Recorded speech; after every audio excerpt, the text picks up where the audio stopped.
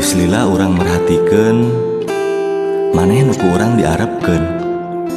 Timimiti omonganana, kalakuanana, nepi ka naon wae hal nu dilakukeunana.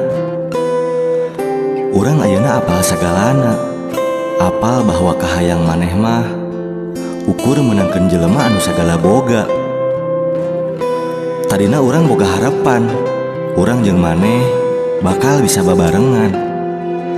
Tapi ayeuna geus kabuktian, kaayaan urang geus tangtu moal bisa nyaimbangan.